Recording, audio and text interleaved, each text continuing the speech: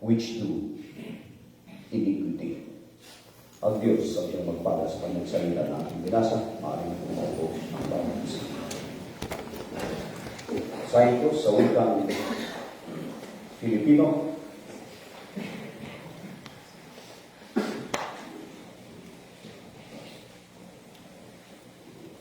at susuguin ng anak ng tao ang kanyang mga anghel at kanilang titipunin sa labas ng kanyang kaharian ng lahat ng mga bagay na nagpapatiso at ang nagsisigawa ng katalampasanan. This is the word of God. Gusto ko pong bigyan ng pamagat. Ang akin pong ibabahagi po sa inyo ang katuparan ng anghel na siyang maghihiwalay. The manifestation of the separating angels. Amen? Salamat sa mga kapatiran na galing po sa Tubaw. Maaari po ba kayong tumayo para po makita ng mga kapatiran namin kayo po sa pangunan ng God. Ang mga sisters, yaman kami. Welcome po sa ating church. God bless you all. Maaari na pong maupo.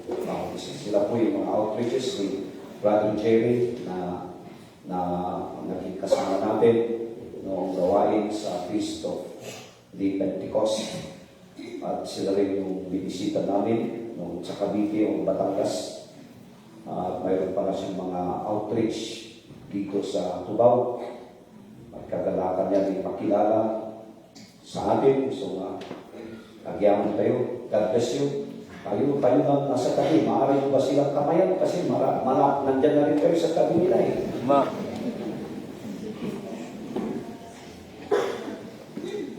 Lalo na kayong mga ministro. Kamayan nyo. Ang mga anak ng Diyos. Dahil ganyan talaga. May nawawa, may umaalis, at may naipapalit. Amen. Yan po talaga ang sistema ng ating mahal na Panginoon. Amen. God bless you all. So I would like to preach or teach on this manifestation of the separating angels as prophesied to be happen. And I know this, we are now living on the last days, the final stage ng overlapping period po na ito. Ang salita ng Diyos, once na naisabi, talagang mangyayari. Mangyayari. At wala tayong magagawa. Talagang it will happen. Yeah? Yung panahon na talagang darating ang tinatawag na paghihiwalay. Ang Diyos po ang maghiwalay. Una sa lahat ay ito ho ay ministeryo, sabi ng banal na kasulatan na ating binasa. Ito po ay ministry ng tinatawag na Son of Man, of which that this is the Holy Spirit in the 7 church ages na siyang namumuna, na pinagkalooban niya ng authority na kanyang mga maging sisidlan ang kanyang mga tinatawag na mga anghel. Only the angels confirmed by God has the power and authority to separate the wheat and the tares. Ang matindi, nilamang po yun, yung ipa doon sa bigas. Ang matindi. The wheat and tares, pwede po itong maihiwalay, kitang-kita, madaling matignan. Ang palay doon po sa sisanya, o kang palay na mabisto mo na ang sisanya, ito yung walang bunga. Ngunit ang mas matindi na stage ng separation ay yung kapag nandyan na yung palay, hinog na, hindi mo makakinabangan yung palay na yun kahit inani mo kung hindi matanggal yung ipa. Tama. Amen? Kailangan na makiskis pa rin yun bago mo makakinabangan yung bigas. At yung ipa na yan na po yung para sa mga animal, sa mga baboy. Natural types spiritual. Malinaw po, mga kapatid, ang banal na kasulatan. Okay, let's take a look and find ano ba ang sinabi ng prophet sa salitang angels. Kasi hindi ito basta-basta na ministry. Mabigat ang ministry na ito. At sinabi niya, biblical na banggit, angels.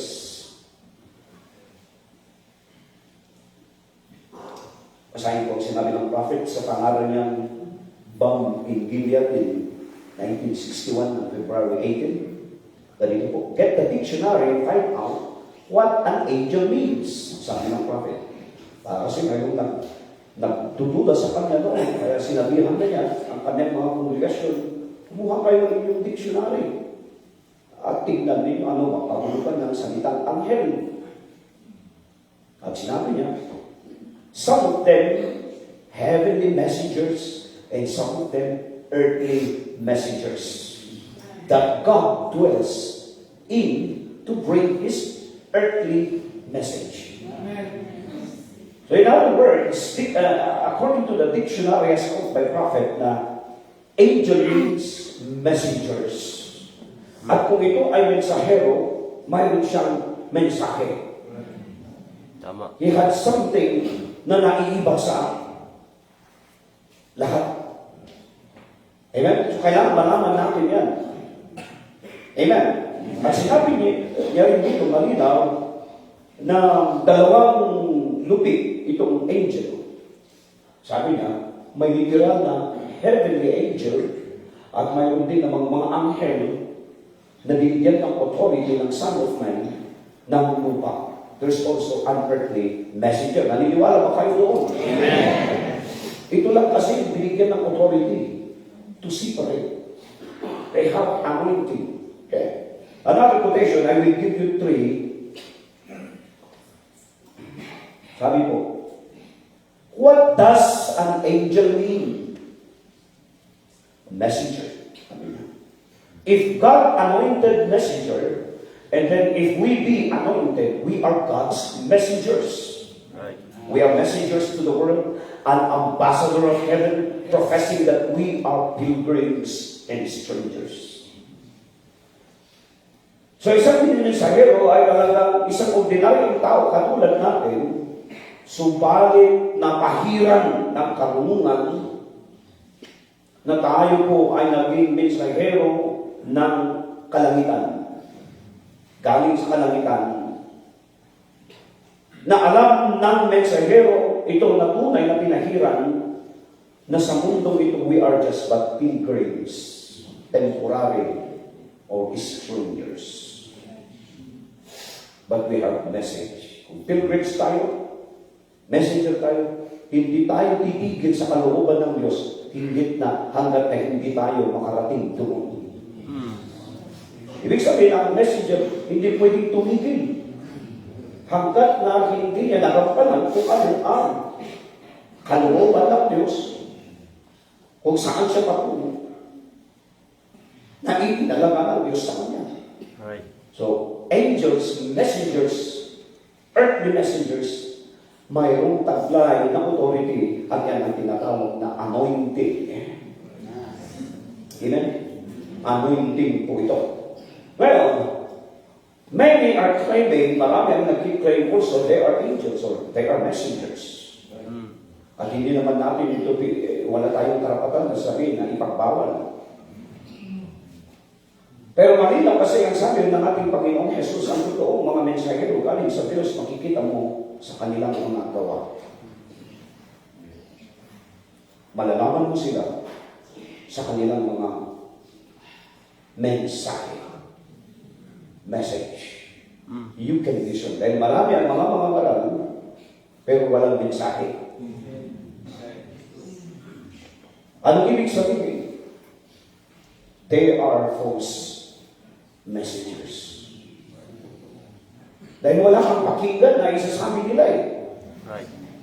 Subalit ang pinahiran ko talaga, kaya mag-ingat tayo, na kung ang tunay na mensahero ay galing sa Diyos, makikita mo ang kahit sa pamamagitan ng kanyang mga katuruan, bunga ng kanyang mga nakaraan. He had experience because he had the anointing through preaching or teaching. That's the anointing. Doon mo ma-identify kung ang isang mangangaral ay pinahiran ng Diyos. And you have the works to do. Mayroon kang dapat din kung isaalang-alang at isipin na ingatan na gawin kung na-meet ninyo ang mga ganitong mensahero sa balat ng lupang ito maging sa atin sa oras po na ito. Another quotation to complete my definition patungkol sa angel of separation, sabi ng ating mahal na prophet, and which has the greatest authority, an angel from heaven or an angel at the pulpit. Yan, pinag-interview. Sino daw ang mas may otoridad na uri ng anghel? Yung anghel ba na galing daw sa langit, bumaba? O anghel na nangangaral sa pulpito na may bakit? Vindicated, confirmed. Sino daw sa kanila ang may authority? Mas malaki ang authority. Kumbaga, sino sa kanila daw ang mas kinakatakutan ninyo? Natin. Ang anghel na bumaba mula sa langit na nagpapakita sa inyo na isang liwanag? O yung anghel na nangangaral sa pulpito? You see? Which has it? Sino? Alam niya, the angels. Sino ng prophet? The angel at the pulpit. Ibig sabihin ng mga anghel na ito, yung mga aral sa pulpito. Paul said, if an angel from heaven comes and preach any other gospel to you than this which I've already preached, sabi niya, let him be accursed. That's authority to say. Hindi basta sinasabi niya kung wala siyang authority. So the angel anointed with the Holy Spirit and with the Word stands next to God.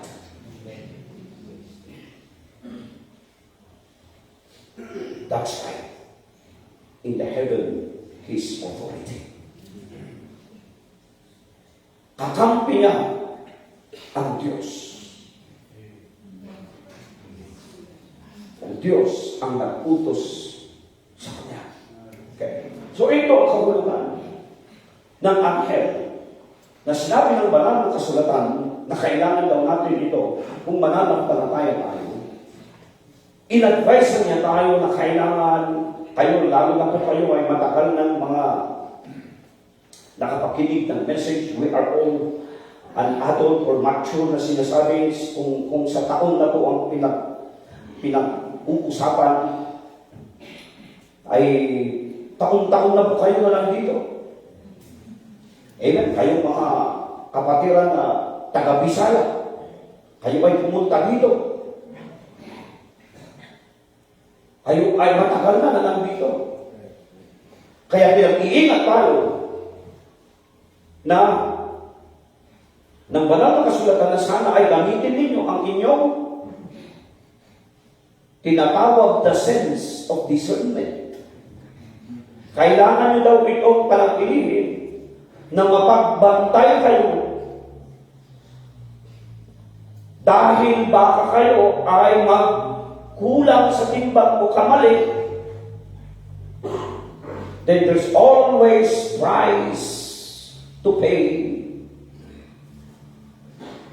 Kung ang Diyos na isinuko para sa inyo ay hindi nyo na ito binibigyan ng respeto dahil kayo ay naging manhid na. Kayo na mga igsoon sa Bisaya, taga-Bagulin, taga-Bagyo, lahat tayo walang maiwanan. Pinag-iingat niya tayo. Palay kong sinasabi, kwento ko, kada kayo na taga-Bagulin, alam nyo yan. Unang panahon na ako'y pumunta sa inyo, kung ano ang ginawa ng Diyos para lang ma-establish ang gawain natin. Pero ang problema nga, hindi nagpatuloy ang inyong discernment. Ibig sabihin yung right character para mapanatili nawa ang anointing, the flow of anointing para sa inyo. And then yun po ang nangyari. Nagkaroon talaga ng tinatawag na di mabuti sa inyong banda. Hindi lamang po sa kanila, maging sa inyo rin naman, dito taga Baguio, o mga igsoon sa Bisaya, tanggapin natin ito. Maniwala kahit hindi, it will happen. And that's the reason why the Bible prophesied there will be a separation.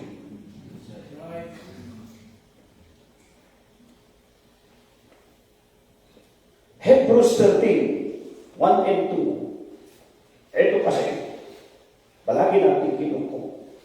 How do you entertain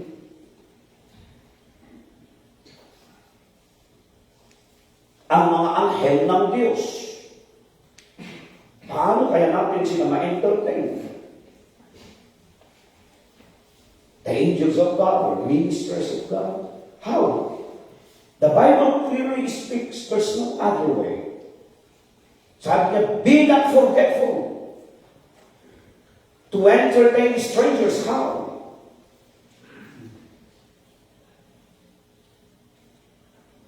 Hebrews 13:1. Yan. Brotherly love na kailangan magpatuloy. Bakit? Let brotherly love continue. At sabi niya dito, be not forgetful to entertain strangers, for thereby some have entertained angels unawares. Sa wikang Filipino, mamalaki naman ang pag-ibig sa kapatid. Ayan na yung kapsapan.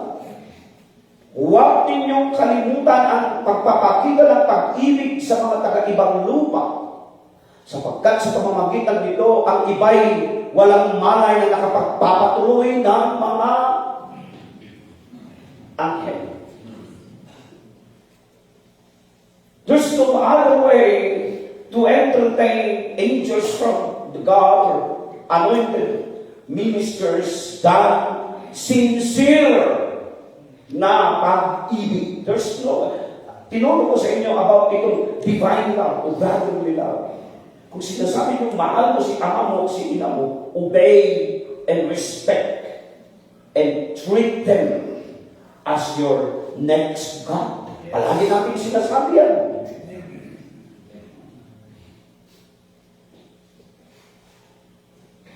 Yan ang pagbibigay kahulugan ng ating propeta.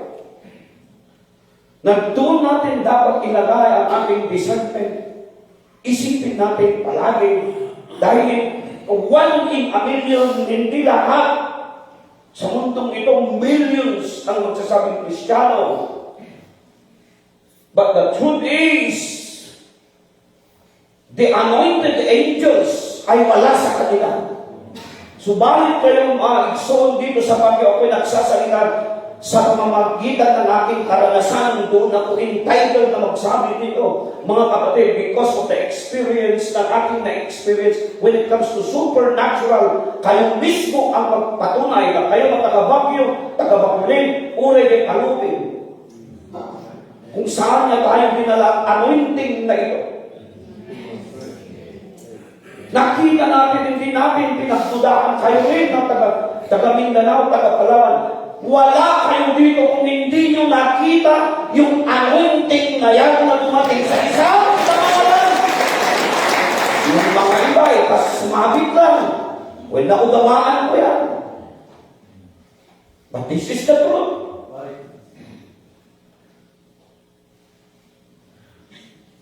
Pero masakit ang katotohanan.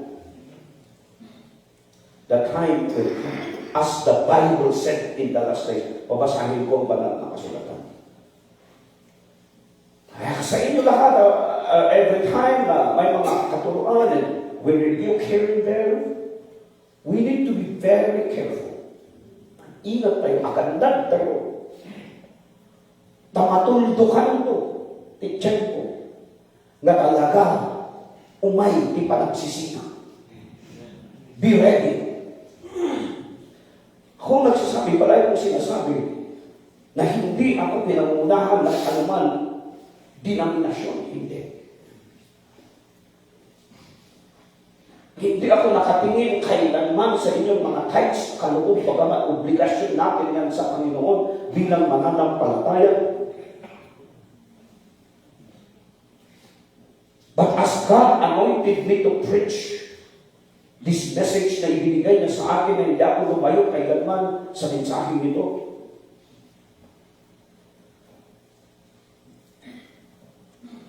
And there's no way, sinasabi ko sa inyo, to entertain the anointed message and messengers of God para sila ay magalak o magalak ang Diyos, kundi eto po, how to entertain them, obedient, respectful, and maintain, let Brother Lalad continue, sabi niya, fellowship around the word, unity. Ang ibig ko sabihin, vigilant, respectful, and always ready to offer our bodies a living sacrifice, because in there we are holy before God. No other way to entertain. Hindi yung ngiti nyo, bagamat yan ay maganda. Hindi yung awit nyo, bagamat yan ay maganda. Bahagi ng pagpupuri, but to entertain the messenger of God is you need to be obedient, respectful, and always united according to the word of God. Ituloy ko kong basahin sa Hebrews na yan, verse, tumalong ka brother Ostoy sa verse 7 hanggang 9 para kung makita ninyo dito na paano ba itong brotherly love to entertain angels. Remember them. Palagi nyo iisipin. Hindi dapat makalimot which have the rule over you. Ano yung rule over you? The anointed message. Yan ang nagro-rule na muna sa atin. Who have spoken unto you the word of God, whose faith follow. Na mayroon kang makitang pananampalataya gawa, considering the end of their conversation.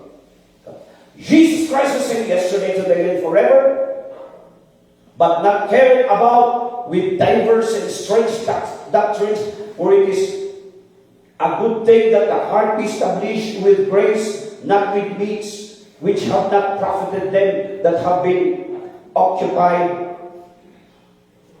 therein. Tumalong ka, Brother Ostoy, sa verse 16 at 18. Sabi niya doon, ako maibakita ko po sa inyo. Sabi niya, but to do good and to communicate, forget not, for with such sacrifices God is well pleased.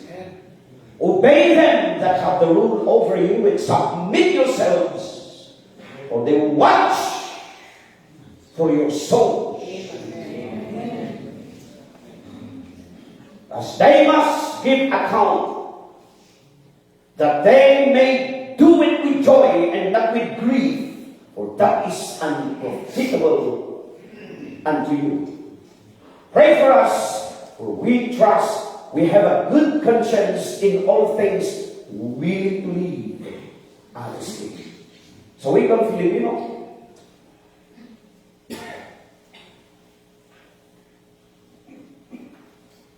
Alalahanin ninyo o huwag niyong kalimutan, ang ibig sabihin, ang mga nagkaroon ng pagpupuno sa inyo, mga lalaki na siyang nagsalita sa inyo. Alalahanin ninyo ang nangunguna sa inyo. ginamit na nanguna sa inyo, namuno sa inyo, na nagsalita ng salita ng Diyos.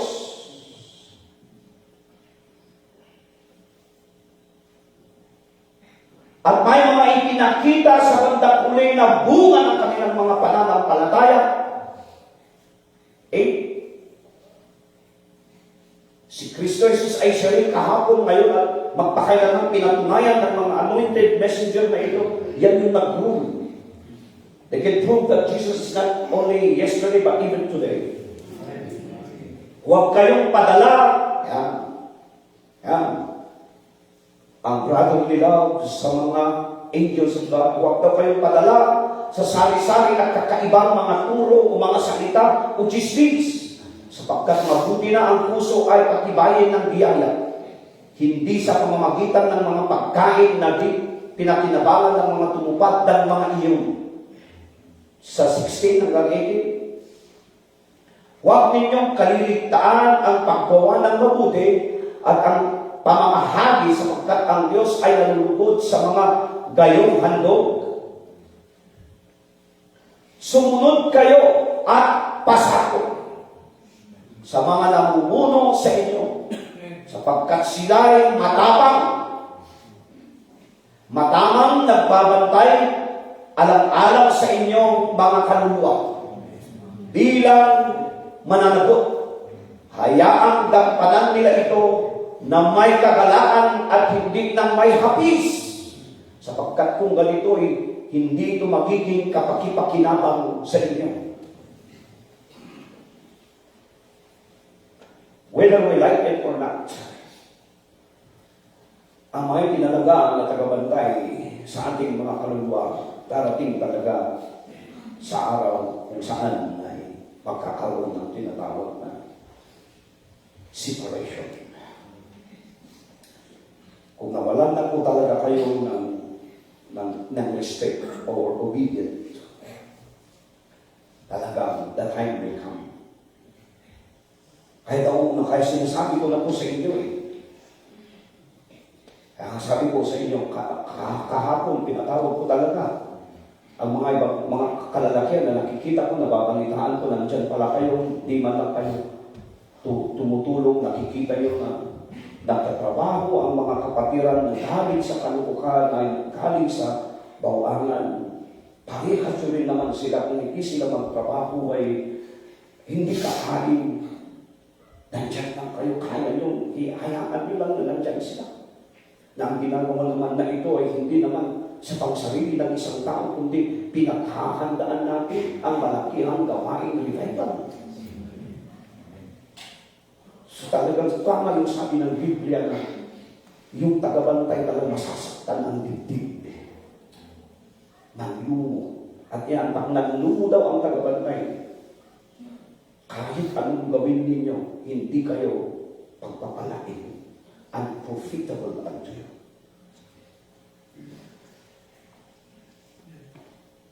Papalitaan ko na lang, nandyan kayo. Kaya sabi ko, kung kayo ay nagsawa at wala na kayong kagalakan na maglingkod sa Diyos kasama namin dito, ayun pala ay pwede ko kayong pakawalan. Dahil kayo lahat dito ay may kalayakan.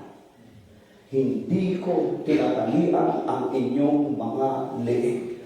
Malaya kayo kung pagod na ayaw nyo na.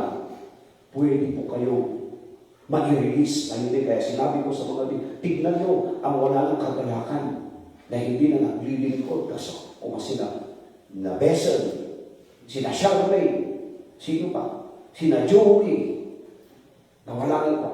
At iba pa, o bawat isa sa inyo. Kayo, Brother Matt, kung wala na kayo talagang, hindi na kayo masaya, napipilitan lang kayong maupo. Di ko kailan lang kayo pinalian. Kailan na? Never. Naging manhid na kayo sa mga gawain. Hindi ko kayo wala akong tinatala. Sila Jeffrey,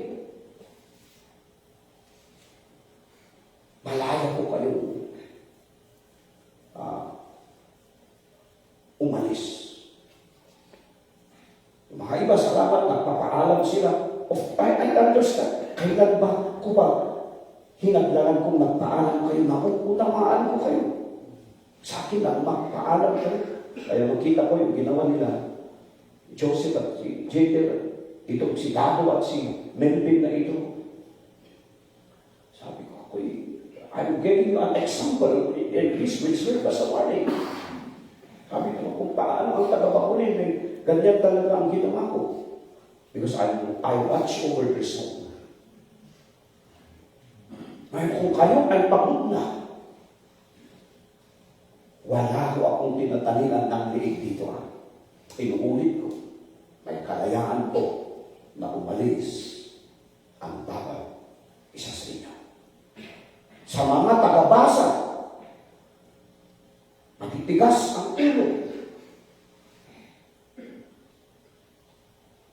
Huwag kayong masaktan kung sinasabi ko ang mga ito dahil ito talaga ang totoo. Dahil ano ba na kung wala na tayong kagalakan?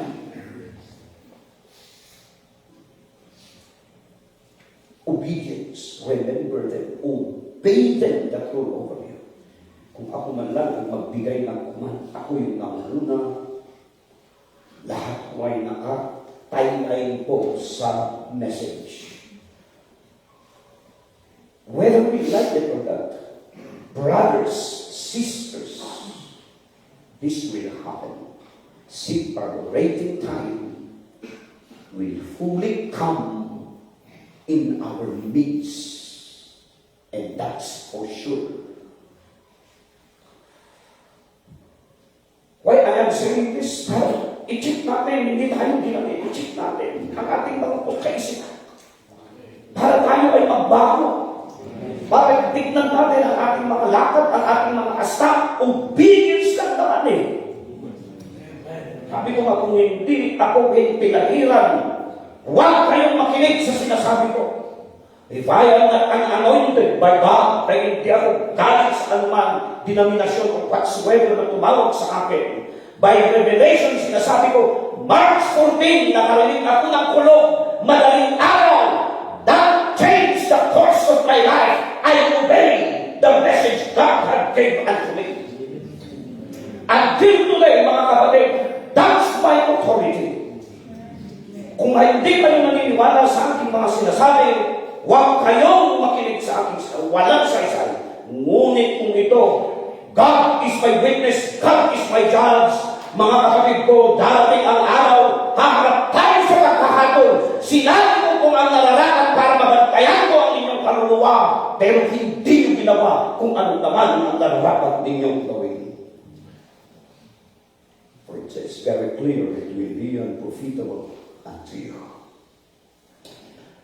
Sabi ng prophet, mga kapatid, para kung maunawaan natin ano ba ang dapat natin gawin, Holy Spirit of brotherly love, obedience, or remember them that rule over you.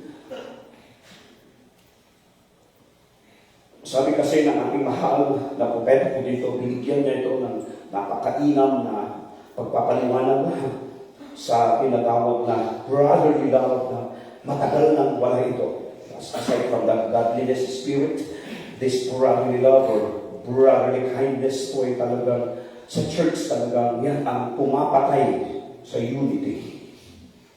Okay, sabi, at pagkik ang Espiritu Santo, yan din ang kanyang binabantayan. Kung wala na talaga ito, maniwala kayo o hindi, the time of separation will come. Sabi niya, let the Holy Ghost come in among us all, among all of us. And I thank thee, O God. And create a godly, brotherly love and respect. There be a power strike this nation. The newspapers would pop it and rage around the world. Pero sabi, but the so-called believers won't do it, even lalo na ang end time.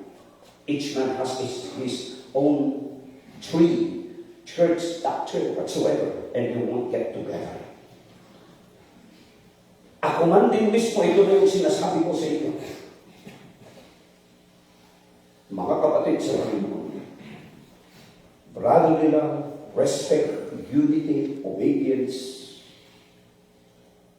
Kung solid tayo in 15 minutes, the Holy Spirit will come down.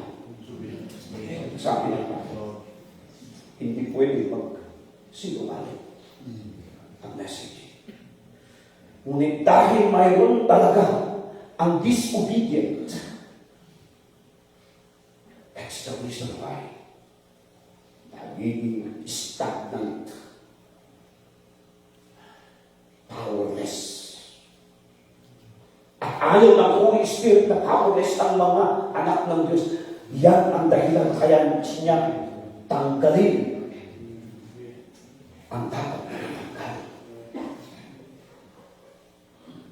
Kasi yung mga disobedient na babae lalaki sa salita ng Diyos, alam niyo, obedient na uumpisa yan sa kaisipan.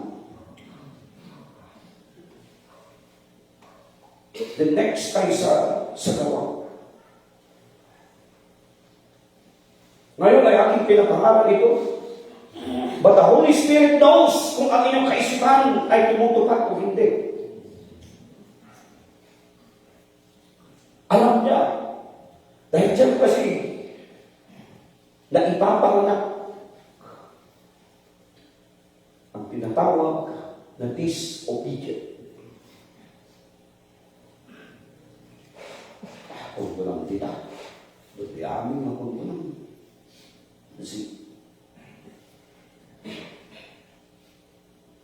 And that's the reason why the Holy Spirit ayaw niya yung powerless. In 15 minutes, kung talagang tayo lahat ay banal, kakaisa, may respeto, pag-ibig, may takot, panandaglan. Isa pa, na sinabi ng ating mahal na prophet, dito natin nakikita ang ating mga kakulangan. Sabi niya,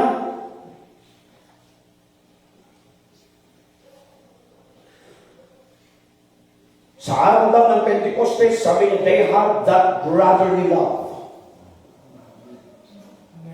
Sa araw ng Pentecostes noon, mga disciples, mga disciple towards the church members, yung brotherly love na nagmamanifest, they are not greedy, kaanda, maagom.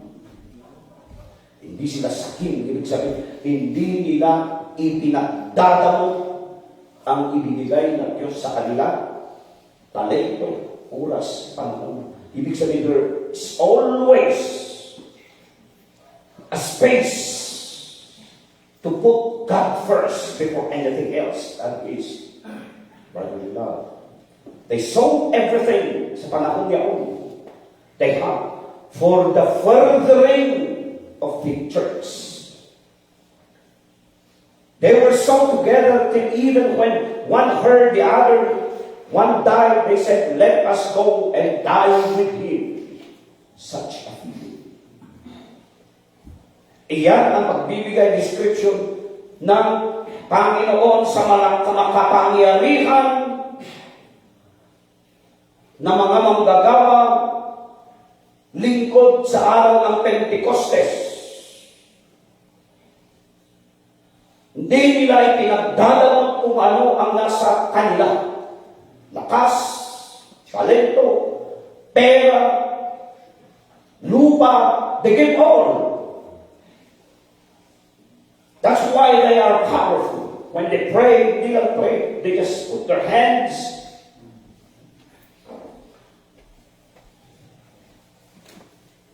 That's why the church are so powerful. Pasalamat ako sa buhay na ito. Ako po ay pinagkalooban ng Diyos ng biyaya. And it's the truth na ang Diyos ang may-ari ng lupa at ako'y isang binigyan lang yan ng biyaya to manager ng lupang ito. At nagulat ako na ito yung pinagkatiwala niya. Sabi ko, aalhin ko. Kasi talaga ako yung tao na sakit. Ayaw ko.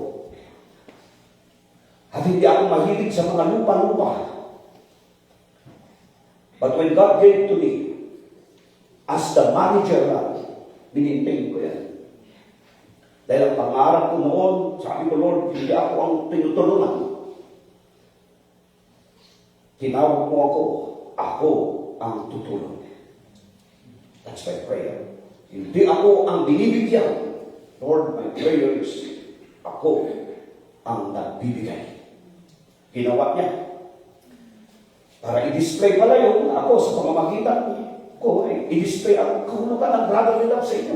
Kaya dumating kayong mga Bisaya. So, lahat, nagkatanubing, tagapagpuli. So, lahat kayo, binigyan ko ng lupa because I am the manager of that. Kung mayroon man kayong kakarampot na ibinigay, para mayroon tayong mag-develop. Sorry to say, ako yung bakit ako, abang ko na reklamo nga. Oo, nagtakulang tulong ko yan. And that's the reason why I'm comparing. Understand? Parang may develop dahil noon, malakad lang tayo. Ang ibig kong sabihin, lahat kayo mga igsoon sa Bisaya, ang kanyong mga tinitirhan, libre. Hindi nyo yan binili.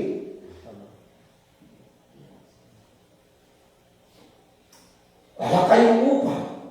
Maliban kay Sister Grace pa naman ang pangalan na nagpapakupa.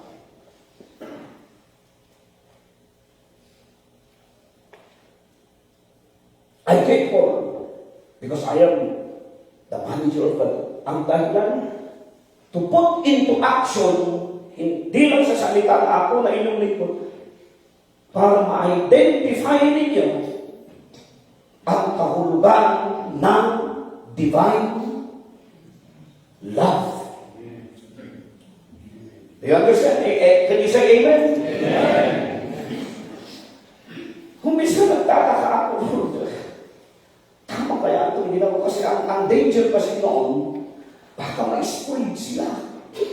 Talaga nalaiti ako ang muna, kaya mami, from corner to corner. He knows, baka ma-spoil na.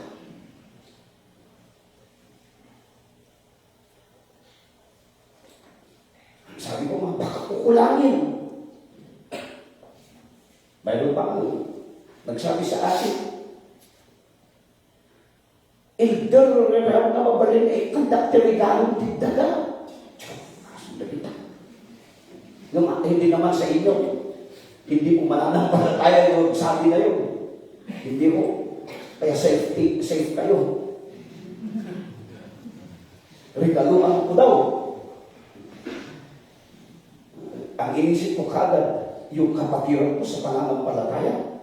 Iyak ka man din ang regaluhan siya. Ito ko kumain ng hudlo. That's me. Pero yung dala, parang naakban na kayo na. Parang mayroon lang sa akin, say, excuse me, pero ito totoo. Hindi ako natin kung i-spoiled. Hindi ka mo i-spoiled. Manong balatin, kurangan na, ayaw niya maigad. Asya, di kami sapatos na. Kita na niya ba sa parehas kami kumain, bisa ko lang, kaya na. At ko na kumain niya ako, Diyos, ako, hatak pa din yung ikari, dyan kumain. Nung di bali, papabayaran ng takang step na survey. Yan ang purpose sana God gave us a gift na ang purpose niya, Lord, para kung may sakripisyo, ipagawa si Elder, ako yung number 1 at hindi naman ako palaging inuutosan at hinahanap. Ganun yun ang purpose. Pero kung na-score ka kasi, ay tama na nga. So my point here is that although God is the God of wisdom, the time will come na hindi palaging ganun. God is full of love. But He is also the righteous judge.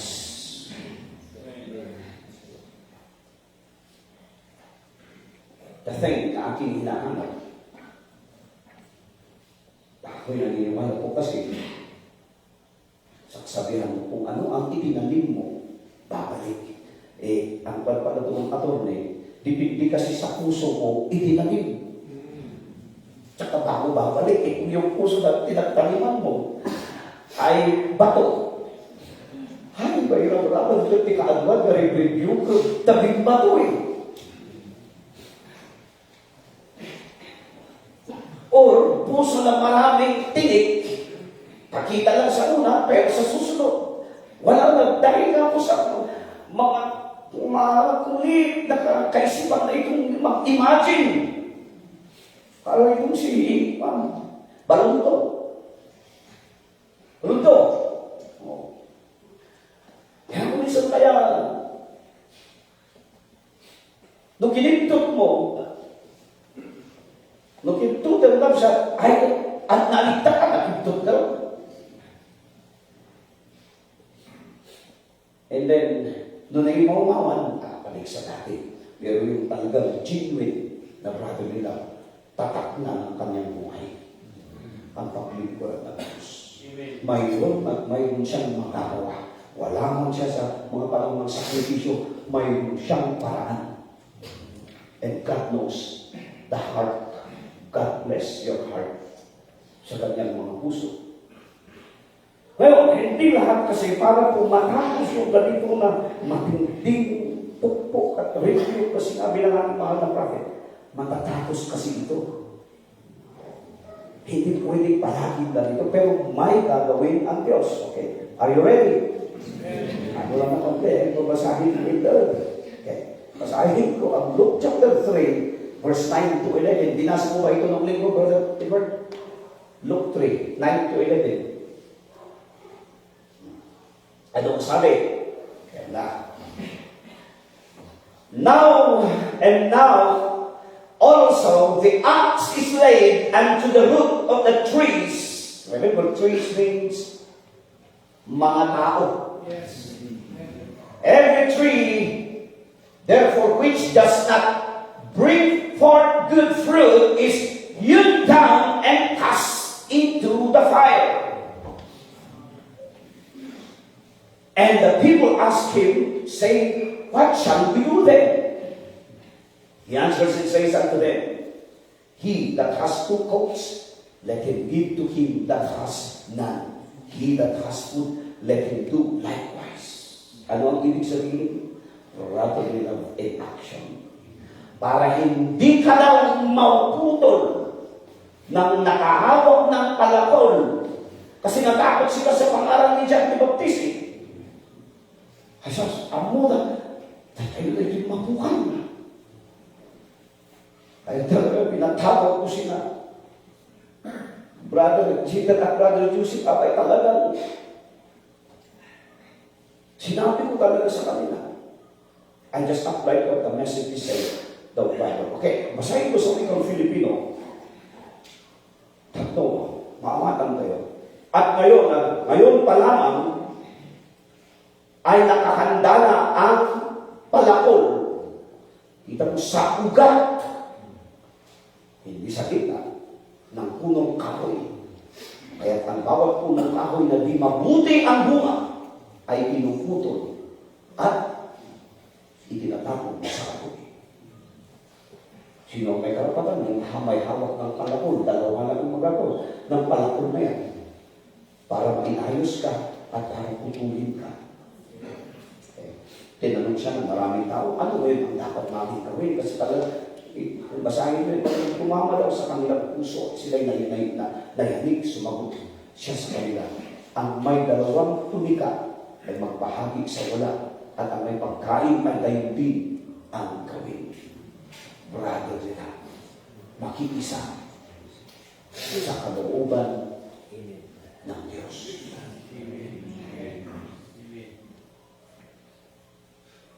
Hanggang naging bubukulan na yan ang ginawa ko sa inyo.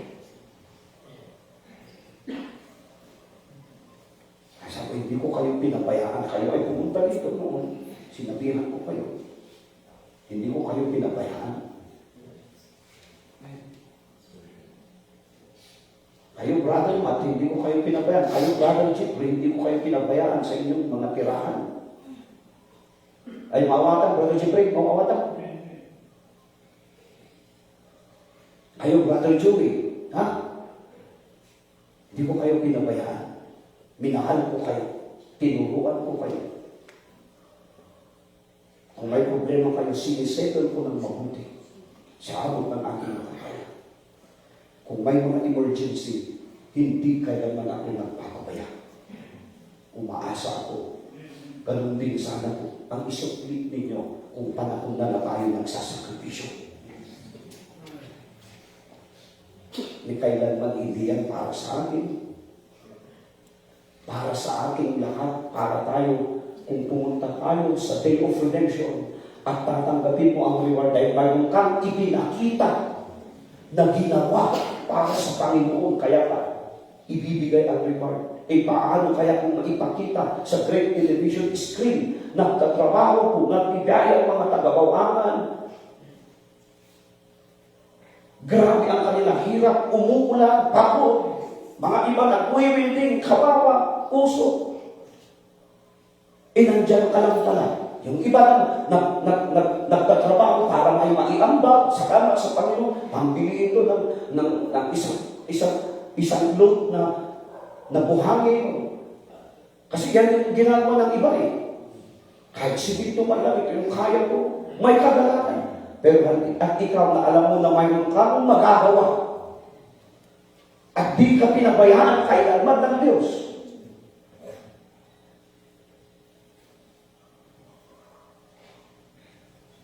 Yan, nakita niyo, paano ka tatanggap ng reward? Alam ko sa totoo lang, ito totoo, kung mga ministro, sa totoo lang, dapat sila nakaupo. The ministers.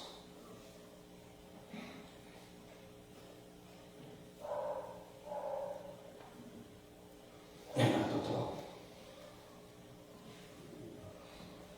Pero napapansin ko, ako kay Brother Edward, Brother Pastor Arthur, Brother Nixon, sa mga legal naman, kawawa si attorney, wala siyang kakampi. Kaya kung nakanong sa attorney kasi, nulalo ko magkitarigan, amok mo tali. Ito, nagwala ko mga abogado niya. Will be Pastor Tony, tawag mo, taglugo pa lang ng abogado ni Pastor Tony, taway kayo, pati sulat mo, di ba magkamalanda na abogado? No hanggang sa saw. At anong samaan na kayo gano'n, tanong si kamot, at bulak-bulak ka tayo na. At bunbunag tayo ba nun, darat kaya kung magpahilot siya, maglagi man, ni Brother Jerry, kaya pagtsagaan mo, ha? Kaya siya ay nandito. Sa mga minimo, salamat naman kung mayroong tulungan, nandyan kayo palagi. Wala akong masabi.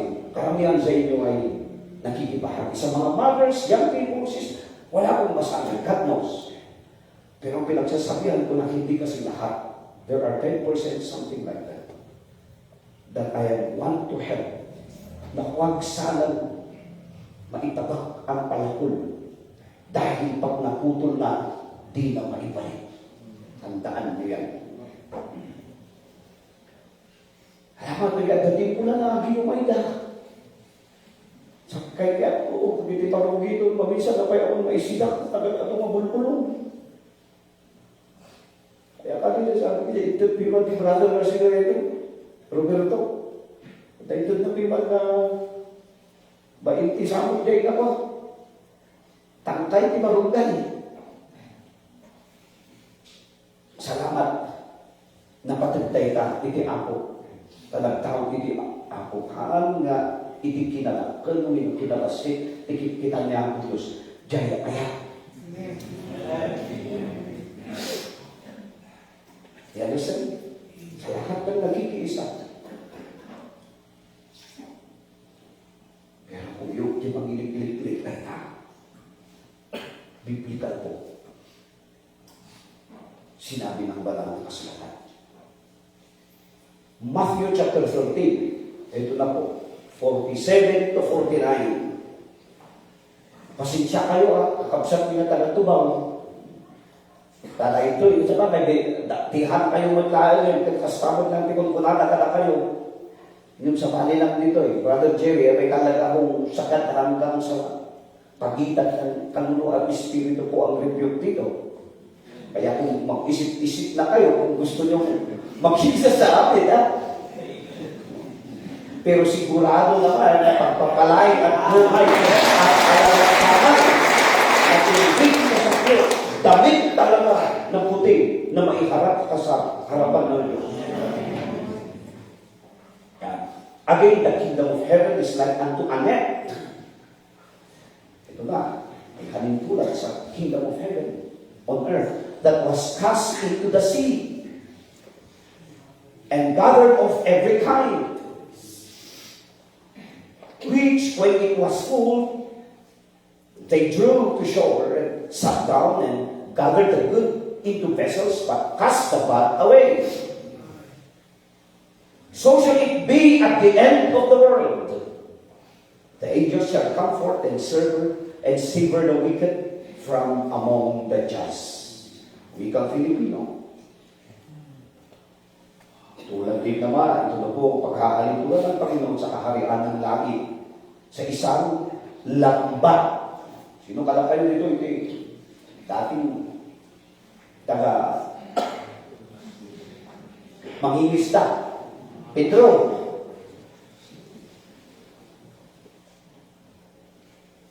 Tulad din naman ang kaharian ng langit sa isang lambat na inihulog sa dagat at nakahuli ng sari-saring isda. Pero ang tandaan, hindi lahat ng isda ay nauulan. Lalo na yung palaki ang tiyan na isda.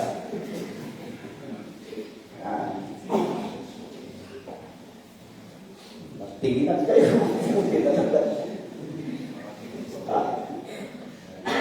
Ano ang tawag doon? Puffer fish? Kung hindi maingat yung cook doon, talagang poison. Nanambang puno ang lambat ay hinila nila sa pampang. At ang mga lingkod na ito na nagsiupo ay tinipon na sa sisidlan ang mapapakinabangan mauulang. Datapwat, hindi lahat ay isda.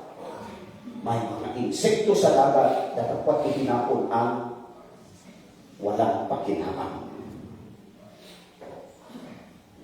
Gayon din ang mangyayari sa katapusan ng sanglibutan. Lalabas ang mga anghel, ihiwalay ang masama sa matuloy. Totoo o hindi? Totoo ang Biblia. Kaya huwag na natin nakasulat na Easy.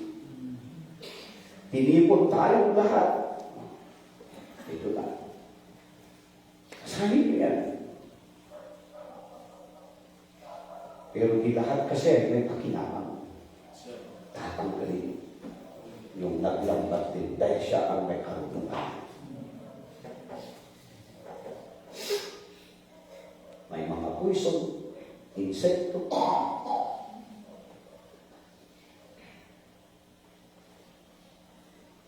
Marami na tayong nakasama dito.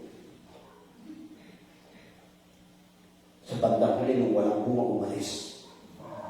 Pinaalis ng Espiritu Santo. Pero tandaan nyo yung ipa sa palay. Kailangan makiskis para maihiwalay yung bigas.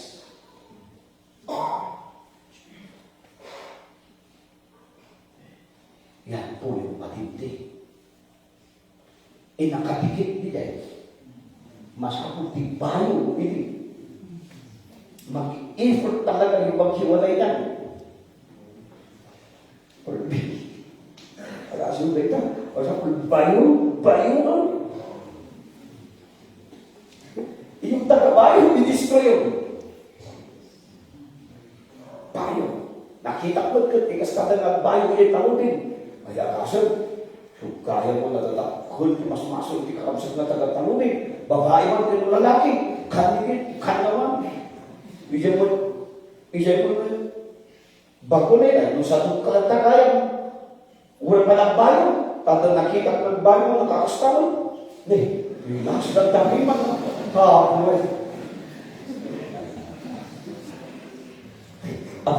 Kasi ka ng bayo, Brother Roberta. Nakakastapa yan na pa yung isasagana na ng bato. Apo. Nag-relax yun. Hanggang ako yung tahubin na talaga na mangal ko pa yung sumabsalay. Anis na. Kapag yung magbulit. At dahil pa sadya na mga ipagtunganan niya sa akin. At babatnikas pa yan. Punan mo na wala kayo.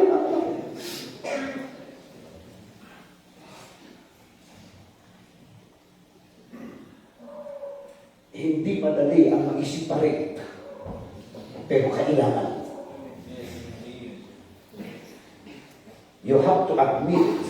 Sabi ng prophet, an angel is coming to bring the separation, the segregation between the right and the wrong. And no one can do that but the angel of the Lord. He's the one that is going to tell which is right and which is wrong. God said He will send His angels at the last times, not angels down through here yung nauna, but angels at the last time. They would gather the genuine ones, but they will separate the borderline believers.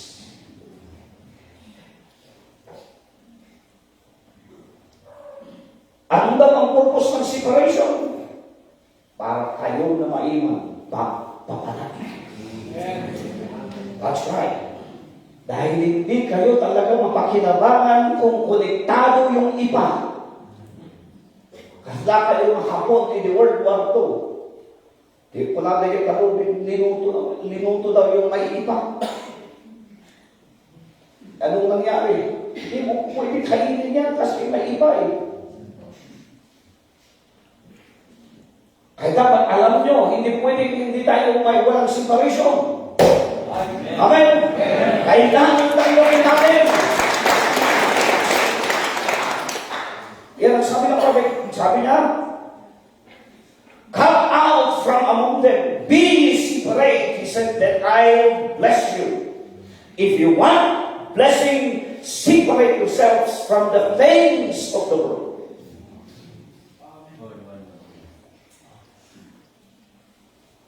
Layuan natin ang uri ng lukewarm, borderline. Amen. Amen. Kung gusto natin ang revival, kailangan matanggal ito.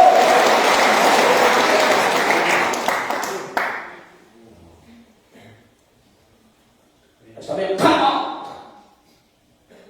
Sa ideas na hindi karapat-dapat kung gusto niyong pagpalain kayo. Sabi na natin mga prophet. Therefore, the Holy Spirit can fall right in amongst the people, and both Christian and lukewarm and half-believers and borderline believers, sabi niya, will eat the same. Pero hindi palagi. But doesn't mean, I wish I had words that I could drive this down and pinch it in the heart of every person here and see what a deep thing this is. It isn't something to be played. Hindi ito biro-biro. Kasi sinabi niya, talagang maihihiwalay yung half-believers and borderline believers sa genuine. Parehas sila na nakinabang sa mensahe, sa kapangyarihan, sa presensya, but at the end, kailangan nilang maihiwalay. Borderline believers and genuine believers kailangan na ma-identify. Only the Holy Spirit, through the angel chosen by God, has the authority, sabi ng prophet, to separate, paghiwalayin ang purpose ng Diyos para pagpalain niya ang mga totoo, tapat na mga mananampalataya. Kaya huwag na kayong magkakal. Sabi nila noon sa atin sa Mindanao, talagang Iniwanan ko sina Belmore doon, ang mga pamilya, mga Katalunya na yan, hanggang sa Bacolod, hanggang sa Cagayan de Oro. Sabi nila sa akin noon, grabe naman na ang bago ng aking puso. No! Sabi ko. Isinabi ko na lahat, dinisplay ko ang lahat, pinangalan ko ang lahat, hindi ko kayo pinagkait, lumago ang inyong churches. Pero nung nireject nyo niya ang salita ng Diyos, ano pa? Na magka-fellowship tayo, I need to separate dahil nakita ko hindi kayo totoo. Mga hipokrito, magdagamit na ang kinuha niyo kung anong nararapat. Talagang nilayasan ko sa kanila. Sabi, grabe naman yung puso ng igorot na yan at tagapag. Yan po ang totoo. Bakit? You rejected the message. Ayaw ko lang madamay pa ako sa sumpa. Ang gusto ko ako'y pagpalain ng Diyos kung ako'y kainiwalay at salamat ng Panginoon. Sila ang lumulog, but thank God on this ministry. Ngayon gusto nilang bumalik. Never. The door is already closed. Ganyan din ang nangyari. Kinababi kong ba? Lahat. Yung mga nag-critics, lahat sila po ay namatay. Masakit, pero itong totoo. Yung uncle nila, brother Sambo, sino yun? Yung uncle mo, brother Kambo. Di tata. Hinamit dyan. Biniktimada. Napakabuti na pastor. Pero dahil lang sa kulang sa timbang, kaalaman,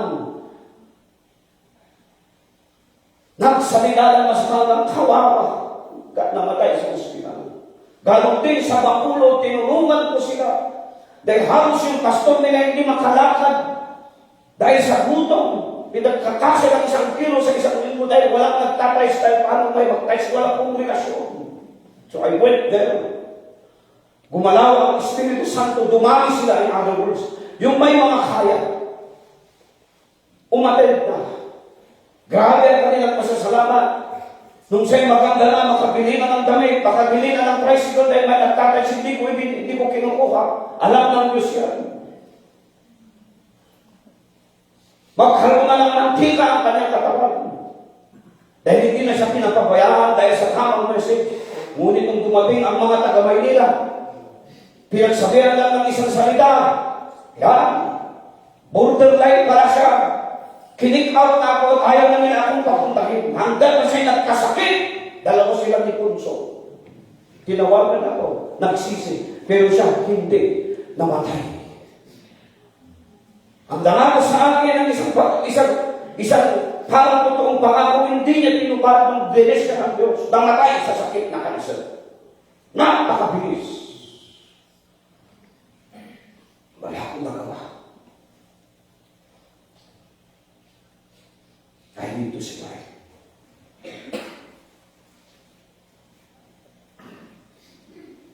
Bakit? I want you to be blessed.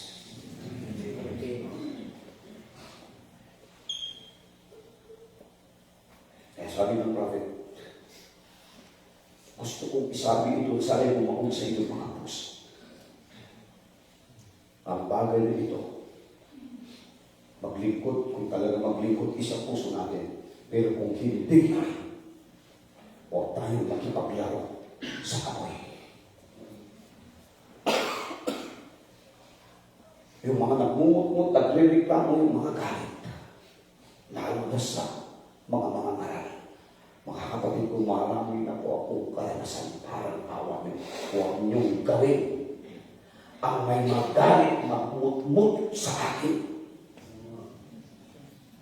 Parang awan na. Ang advice ko, mahalin nyo na lang ang mensahe at sabihin niyo, Lord, I am wrong. Ituwid mo ako. Gusto kong maglingkod. Gusto kong makakain ko. Mali ako.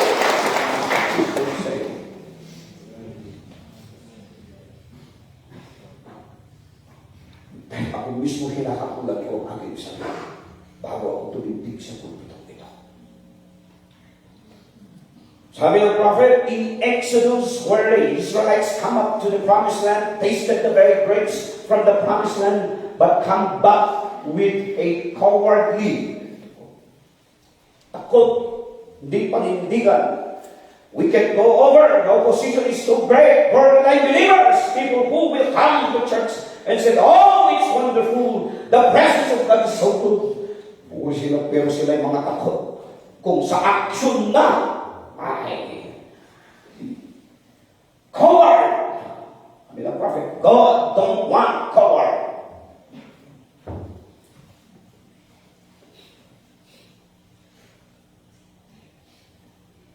Pumunta ako noon sa Bohol.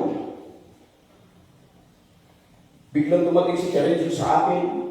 Ano tayo panatangin doon? Nasa lipat ng demonyo. Sige, punta natin. Nakuha ka na doon. Hindi maawa ng tatlong tao. Sige. Kung narinig ka namin malayo pa lang, ramdam mo na yung kanang demonyo ng wala ka talaga. Sige, punta tayo. Hindi, dito na lang tayo sa labas. Ha? Pero, dahil nagbatit ka lang ang mga kasi kami siya, taklop ka kaya. Punta tayo. Kasi takot eh, ikaw ka naman, nasanay ka ng 10 demonyo. Tapos magkunmari ka. Sabi, kilala ko si Pablo, pero kayo, hindi ko kayo kilala. Sabi ng sila ulo sa Biblia, yung anak ni Shiva. Kaya nung pinuntahan ko, pinakong pala ang kamay ko sa ulo niya, tumba na parang kapel. And then feel the spirit of the demon lumakas. Kumahul ang mga aso.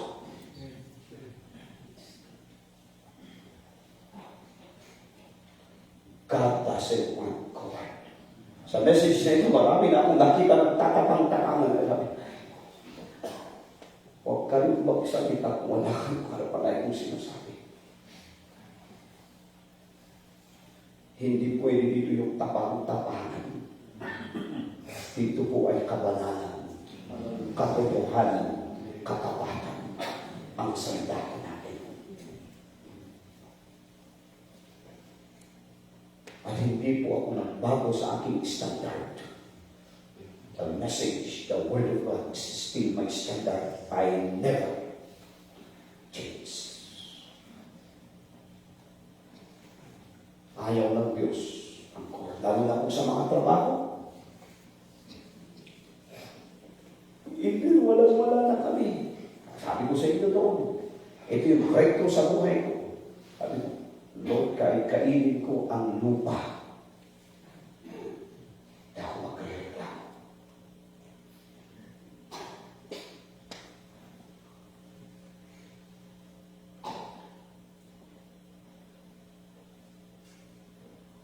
God turned my life.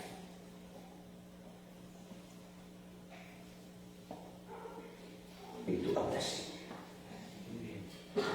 Never akong natakot sa hirap ng buhay. Sinulong ko yan na may paninindigan na mahal ko si Kristo. Umaapoy ang aking puso. Kaya ganito na lang ako kung paano ko kayo sanayin sa espiritual na pakikibakang ito.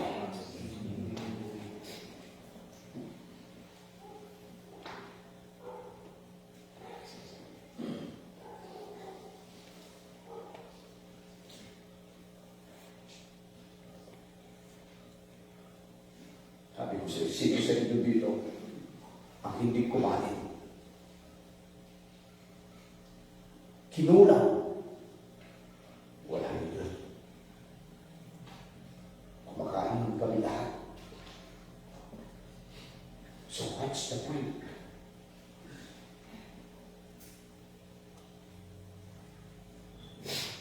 Takot kami kasi. Bakit kayo takot? Kasi parang kami na lang ang walang-wala. Dati na eh. Bakit sino ba ang nagbibigay? Di ba Diyos? Mayroon mga ibang source. I'm talking by my experience. So anong dapat natin gawin? Ang sabi ng Biblia sa 2 Corinthians 7:1, having therefore these promises, dearly beloved, let us cleanse ourselves from all filthiness of the flesh and spirit, perfecting holiness in the fear of God. Kaya kung may takot daw tayo, sa totoo lang yan ay tuwi. Kaya hindi tayo tatanggalin para damitan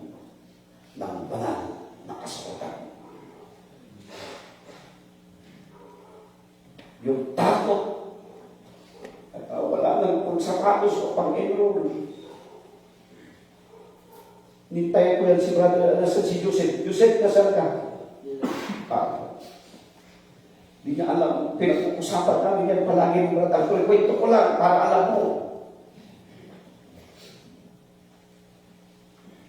Si Joseph. Babalitaan, bakit may nagbigay man siya ng love gift sa lahat? Bakit ako lang hindi niya alam? Iniipon ko. Talagang I have to train you. Pero secret din. Mayroon kami sikreto kay Pastor. Brother, Arthur, hindi mo na dapat malaman. Hindi na yun. Maaga. Minsan wala. Ibisip ko, ibigay mo ito sa kanila lahat. Problema, wala. Wala na naman. Sinsya ka. Dumating na naman po ito. Wala na naman. Pasinsya ka. Pero hindi ipon. Yung panahon ng ibigay ko, binibili ko siya. Pwede, masaya. Masaya na. Limpay na tayo. Haliti lang. Umaga, ang aga-aga. Hindi pa ko talaga. Okay lang yun. Normal yan. Binibili ko. Sabi ko. Pero nung bandang pana, pagdating ko, galing ako ng Cavite, Batangas, nasan si Joseph? Wala man.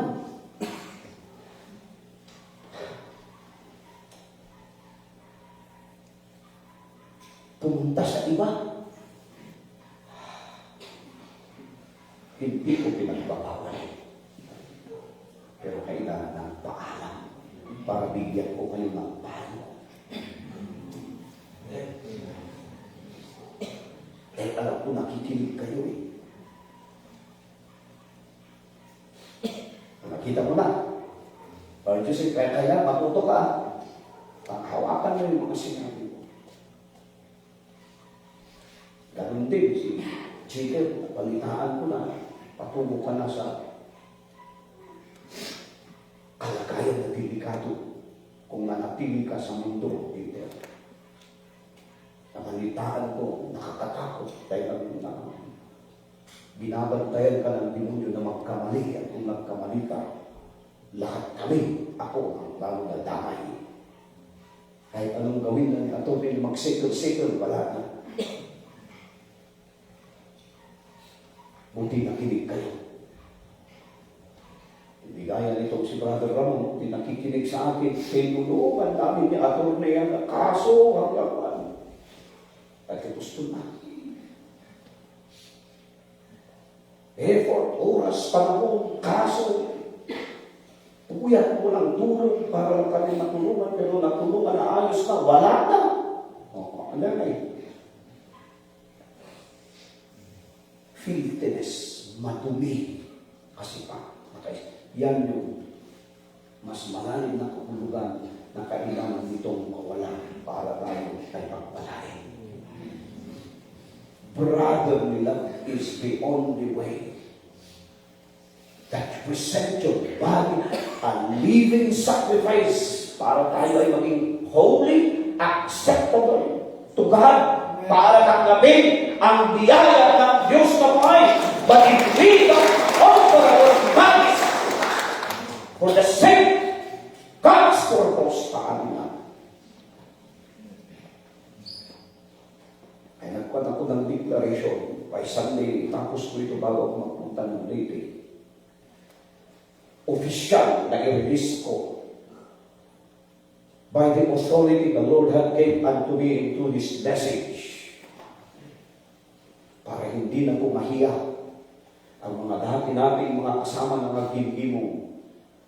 I-release na natin sila. Hindi na natin tatanggapin anumang mga contributions nila, mga tithes and offering. I don't want. Kayo mga trustee, pag na-release na sila, kahit nandyan sila, wala nang mag-entertain sa kanila. Officially sila lahat ay nai-release on Sunday para gusto kong mailinis. At kung sino pa yung gusto magpa-release din naman, welcome po. Kung sino naman ang manatili, din manatili. Mayroon po tayong patutunguhan. Do you understand? My dear brothers and sisters in Christ. Kaya kailangan gawin po ito para hindi sasabihin ng mga bakit kami lang ang tinitira ni elder na yan. Hindi ba't si ganito, hindi rin sila naka-attend. Yes, so be it. Ang Sunday, para sabihin, para makita nyo na hindi na ang selective. No, it's wrong to be selective. Yung wala na talagang kadalakan. Official, kahit bagulin, lahat sila doon. No, hindi nag-attend simula nung nandito kayo nagbimong para mainayos lahat. Cut off lahat ang kanilang fellowship. Kahit na nakaupo dyan, pero kaya ng ginawa natin kay Roldan noon, hanggang na siya yung nagising. Harang nandyan lang na walang pumapansin ang purpose para matuto. Maramdaman niya na walang nakikiisa sa kanya, hindi ko tatanggapin ang offering tithes contribution. No! Yan ako stricto. Kung sa mga ibang pastor, i-release pero kukunin ang tithes, iba po ako. I-release talaga lahat. Sasabihin ng isang malikot ang pag-isip, nagmayatin na yun, umayak makigibgibong, hindi pa ikaalat ni tithes ko. So you can see the consequences after. So this sermon was a warning because we're dealing with angel of separation. Ayan ang sinabi ko kinadalo. Nandyan ba si Linvin? Ayan. Para mag-isip kayo. Si Dalo at si Mrs. niya, ganyan din. Mura naman yan. Pinilit kong tulungan ang mga yan. Sa ambot ng aking makakaya, araw-araw mga taaway, sasabog yan, naghiwalay, nakakahiya na sa tao, na isipin sa tulong ng Diyos. Ay ayos sila.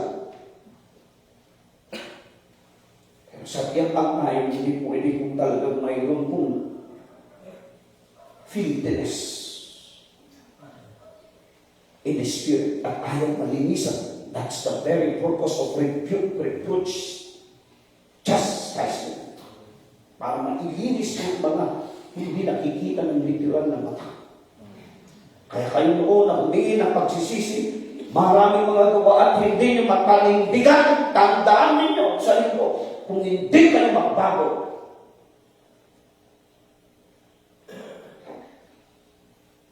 Gusto kong maging malinis. Dahil gusto ko ang kapangyarihan, gusto ko ang blessing ng Diyos sa mga sinsirong at tapat. Patundayan ng Diyos yan sa church na ito dahil na-establish sa katotohanan at hindi ko ako nagbago, alam ng Diyos yan. Nananatili ho pa rin, mga kapatid, babae at lalaki ang apoy. Nung unang yaon na kanyang inilagay sa aking puso, hanggang ngayon ang dating di niya ako kunin, hanggang hindi ko manikita ang manifestasyon. I want God to bless me. I want God to bless the genuine and sincere believers.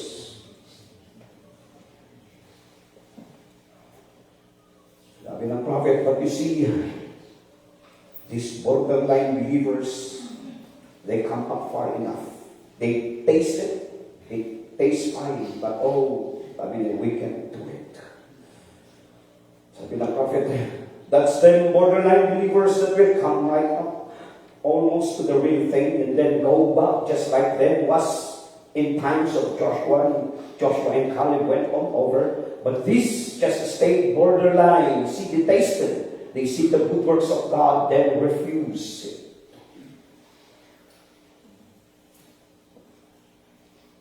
God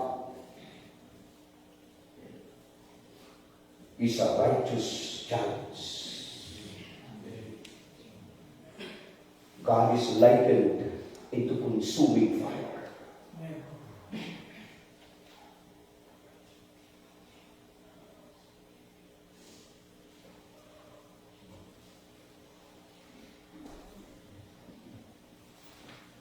Think of your soul.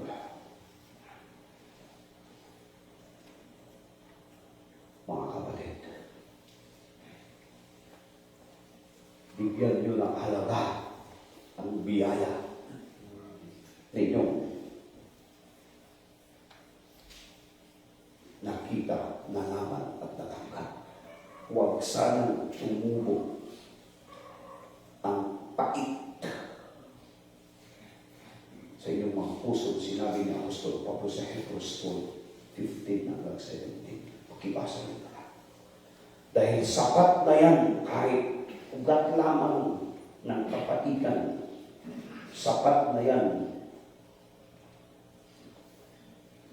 para hindi mo tanggapin ang sana ay pamana na ipagkakaloob ng Diyos sa iyo. Kaya ni Isa, kaya ni Cain, ni Judas. That spirit seed exists even today, brothers. Ano ba ang purpose ng pangalan na ito?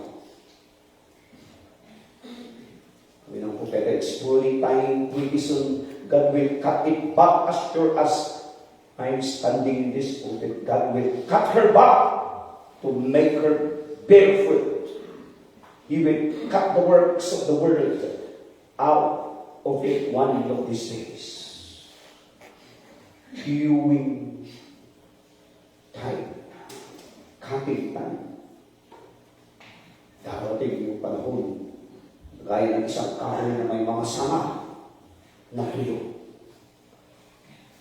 Kailangan matanggal ang purpose para maging mabunga ang kahoy na yun. Sabi ng ating mahal na propeta, every one of us here has got to meet God and face God someday. Lahat tayo maging ako na nangangaral dito. Haharap at haharap tayo sa Diyos pag matapos natin ang pakikibakang ito. At tayo ay kanyang sisingilin o tatanungin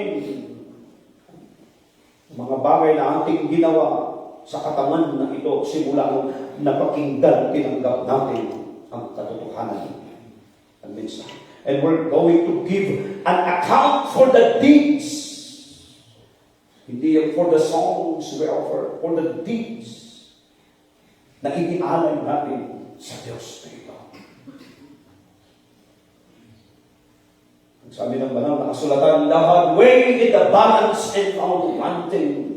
Tinimbang ka, ngunit kulang ang kapahayagan ng iyong tinanggap ay napakainam.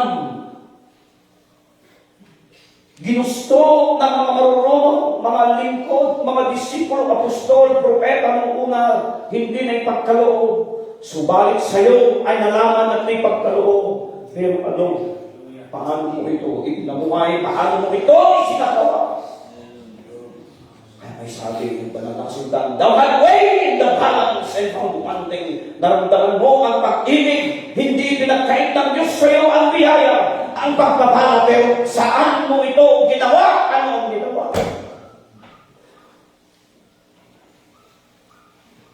Na alam mo ang Diyos na ngusap sa puso mo, but you refuse to listen.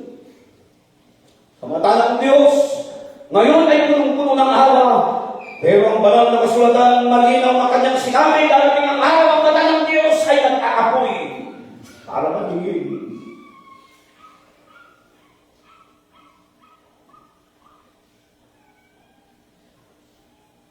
We're going to give an account for the deeds. Sabi ng ating mahal na prophet, kaya hindi ako nagpapatumpik-tumpik sa aking paglilingkod, sa aking pangangaral. Sabi niya now, because we have a responsibility that we've got to answer to God someday for Every man that come on the face of the earth has to answer to God for a responsibility. And to many of us as stewardship, we have to answer for.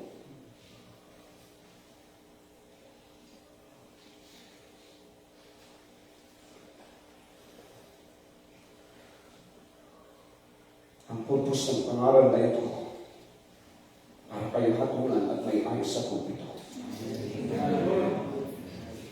Sa simbahan at hindi doon. Na kayo ay singilin at wala na kayo. Talagang tao. Sana'y bigyan nyo ito ang halaga. Will God stand and judge me at the day of judgment? Sabi niya. Ako ba, sabi ng propeta, tatayo sa harapan ng aking Diyos at ako ay hakatulan sa araw ng hapon. Sabi ng prophet, no. Pero sinabi niya, your attitude towards Him now. Sabi daw yung ugali mo. Your attitude towards Him now. You need to judge yourself.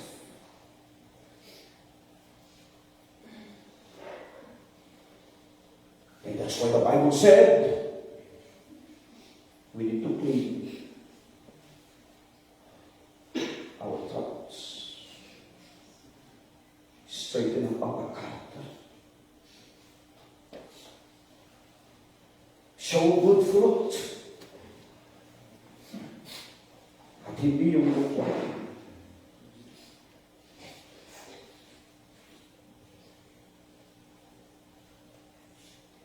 Natatakot ako. Mga kapatid, hindi sa aking sarili.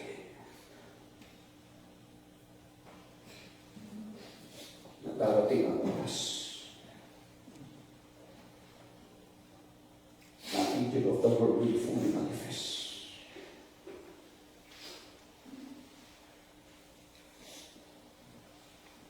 And you will be judged like Ananias and Sapphira. Pinawarningan ko kayo dahil ang church na ito hindi ko denominasyon. Banal ko ang lakong ito.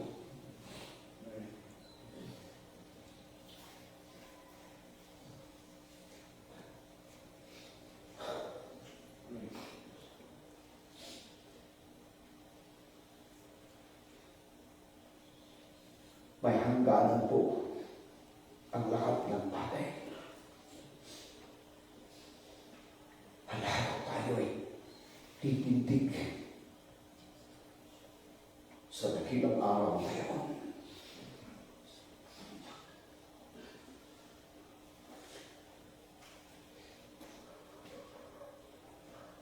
Ako ay tatanungin din ng Diyos.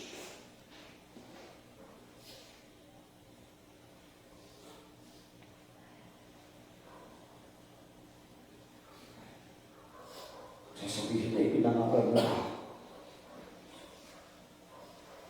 ang mga salita na inilagay ko sa iyong mga bibig. Sinabi mo ba ang apoy na naglalagablaw sa iyong puso?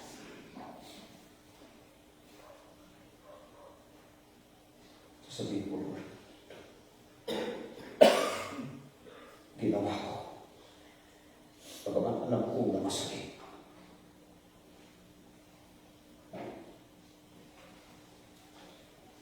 Ayaw ko lang mga kapatid na katulad ng Diyos.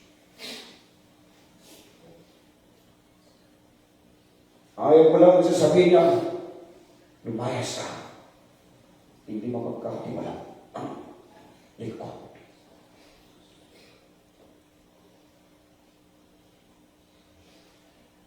At lahat ng mga mata ay nakikita. Palit mga kapatid, sinabi ko lang. Lahat ng kaloob ay kanyang ibinigay sa akin. Pinagyaman ko, tinuruan ko kayo. Sa mga talento na kanyang ipinagkaloob, hindi ko kailanman ipinagkait, hindi ako naging madami.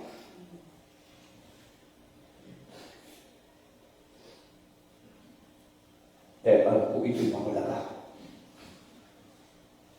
Hindi ko pinagperaan, hindi ko pinagkwartahan.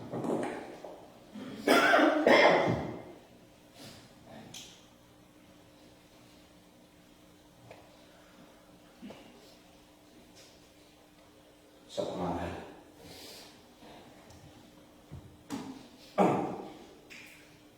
Darating ang araw. Haharap ako sa aking Diyos. Na siyang tumawag sa akin. Wala namang panahon na.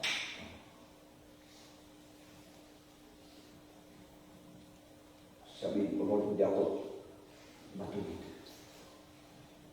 Pero ako nakita.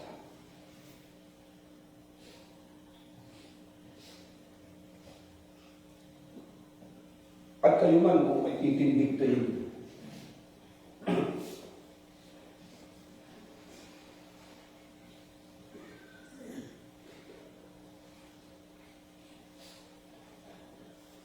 saan ang pinag gusto ay makatakan. At dahil sa gabing ito, napakinggan mo ang aral na alam mo na ikaw ay hindi.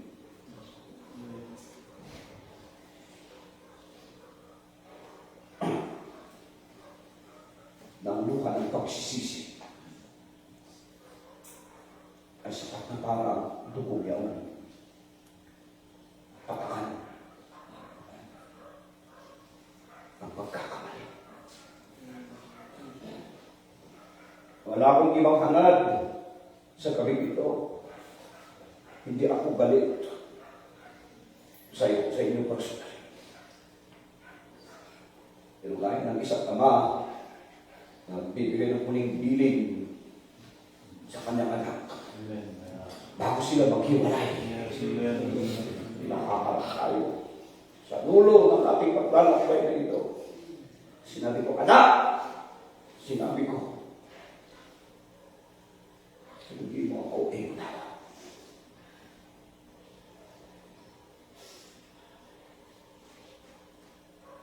Sinanay pinanday ka ng Diyos. Pero di ka natuto. Pero ang panahon na hindi ka makalakad, siya ang tumulong. Sa panahon ng bagyo, tuloy ang puso mo. Hindi ka na pinabayaan.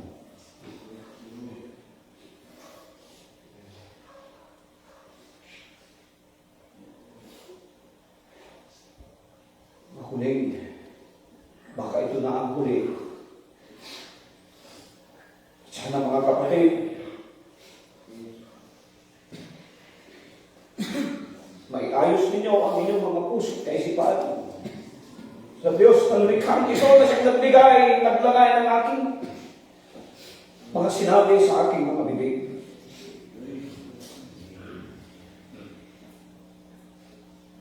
Sana kayo ay maging tapat sa inyong mga panalangin, sa inyong mga confession.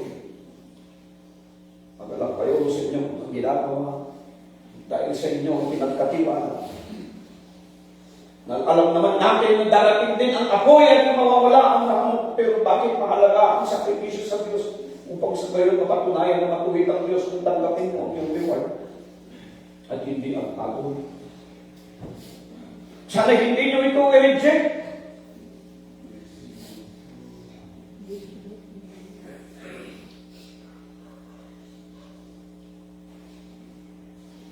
Hindi ito nagbibiro.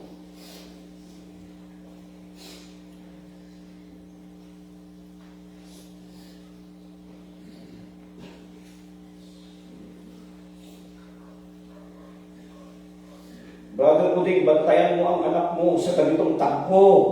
Brother Puding, si Budong, sinasaniban ng demonyo.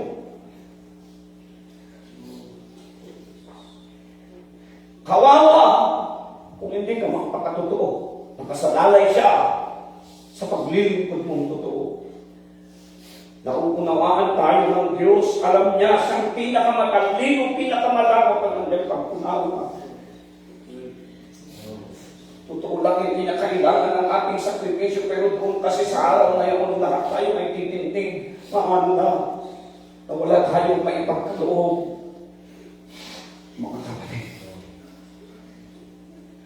Darating ang oras ako ay titigil sa aking pangabalang wala nang ganito. Baka ito na ang huli, mga kapatid ko. Haharapin natin maging ako ang aking mga sinabi.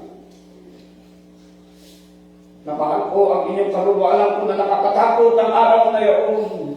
Tumindig ka sa Diyos ay hindi mo nakaya. Ang araw ang makanyang itinakda ng pag-araw. Bakit magtanong ka ikaw ay nahuli at hindi ka narasyon?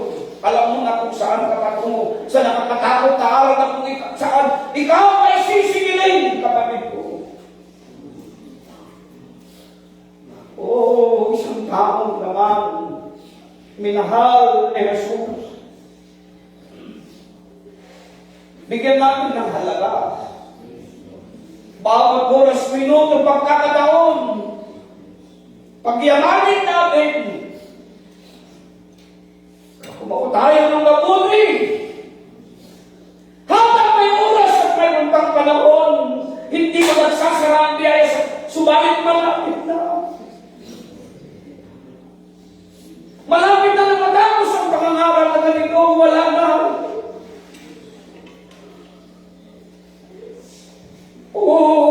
Ang pagkakataon ay pinagkaloob ng Diyos sa atin. Sana magalak tayo. Ang Diyos ng likha ng langit at lupa ay pinagkaloob niya ang ganitong uri ng sakripisyo. Para mapatunayan na ang kanyang kabutihan, mapatunayan ang kanyang katwiran sa araw na yaon. Tanggapin mo ang natimpala dahil mayroon kang inilaan na sakripisyo. Ibinigay ng panahon, oras, talento sa mga finances. Hindi mo pinagkain dahil mahal mo si Kristo. Mga kapatid ko, babae at lalaki.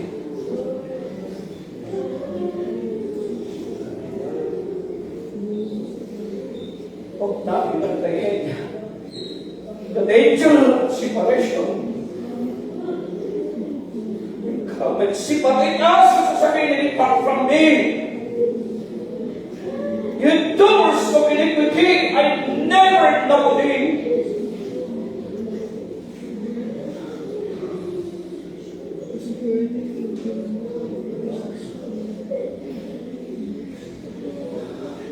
Ikapuin ng Diyos na lumika na punong-puno ng pag-ibig. Mga kaya, iiyak na lang ang anak mo, iiyak na lang ang kapatid mo, sabihin, Kuya, anong ginawa mo? Bakit nabigyan ka ng pagkakataon? Sa ating pamilya, bakit ganito?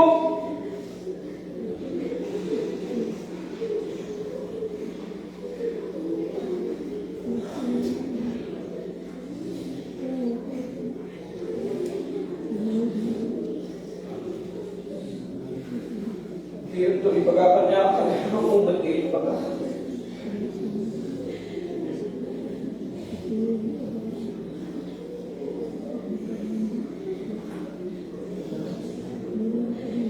Anak ko ay walang masulungan na borderline. Borderline. Hindi nakatuwid, hindi nakatawid sa puso ng katanan. This message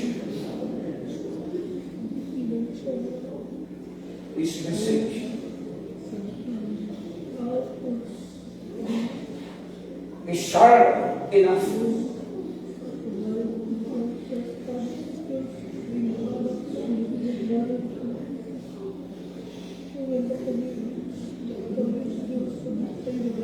to place you in your position.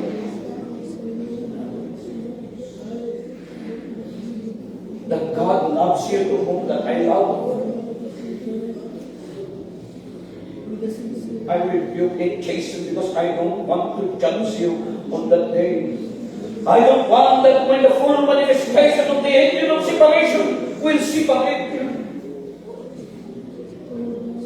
But to say, well done, my good and faithful servant.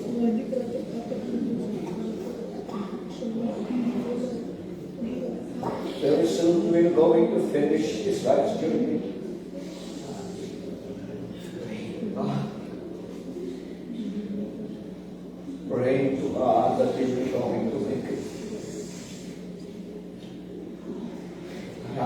ako na matatapos po.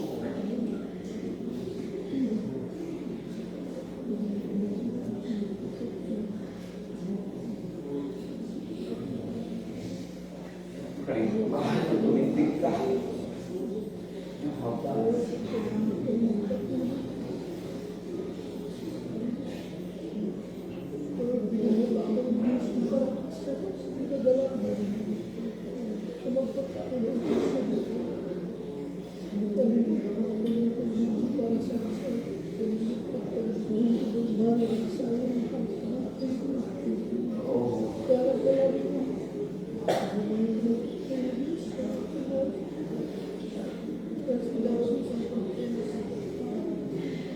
I gave them your word,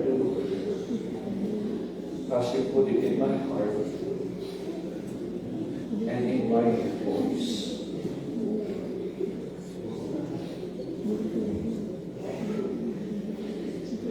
Everything is already recorded by the recording angel. His voice is preaching. One day ay aking haharapin.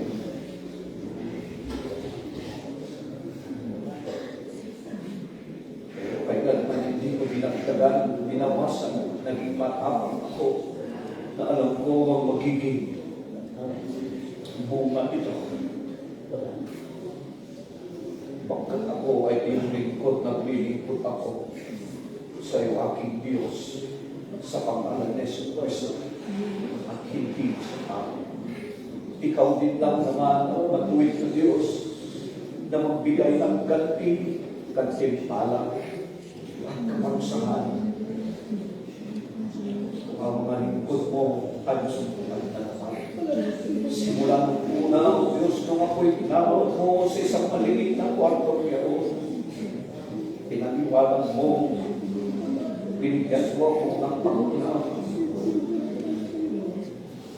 Alam mo dahil ikaw ang nakakita sa aking puso kung paano sa kapoy at sinsilidad niyo. Bagaman marami akong kakulangan bilang isang tao, ngunit sa mensahe itong kapoy ay hindi nagbabago. Kailanman ay hindi ko ito ibinintay, hindi ko ito pinaglaruan, hindi ko sinamantala ano na rin kinagimento sa akin. Naging malinis at banal ako, Panginoon, sa iyong mga mata. At sa likurat ng pulpito'y aking sinisigaw. At ang aking tinakasahan, isa sa mga araw ng buhay na sumpuman, naging tapat na lingkod sa bundok punong-puno ng korupsyon. Lahat ay punong-puno ng kasinungalingan. Ang mga ngaral ay wala ng tapang para isabi ang katotohanan. Lahat ay pera-pera na lang. Lahat ang pulpito ay punong-puno ng dura at pinagsamantalaan. Panginoon ang mensahe. Nawang tumutubig ito na sumpuan ang lahat ko. Higit pa sa aking pamilya.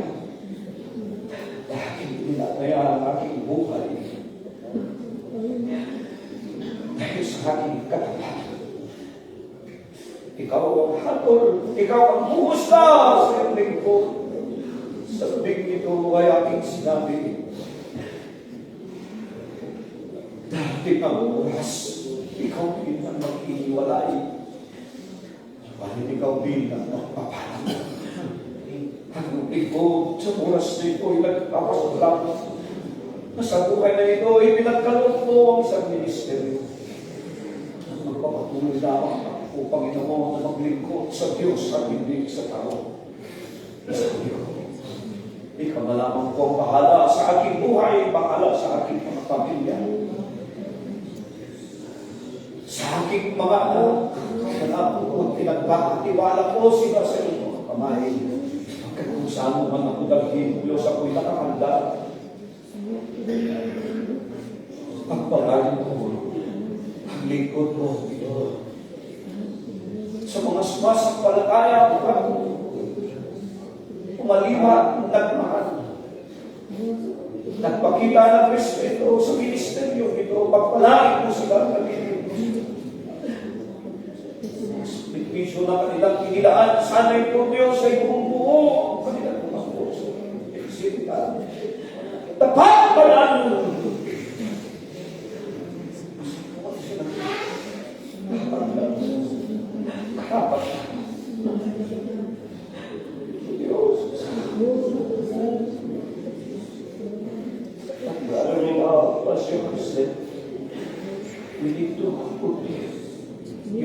fruits that is brotherly love.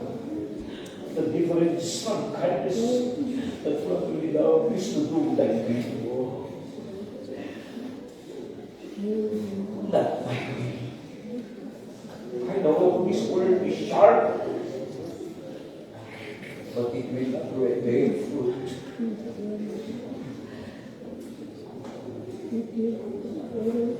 Put your children into the right position. You don't want them to fall. And that's why you gave this voice full of love. So sharp, sharper than two-edged sword, full of life and power. Bless and forgive your children. Forgive our children.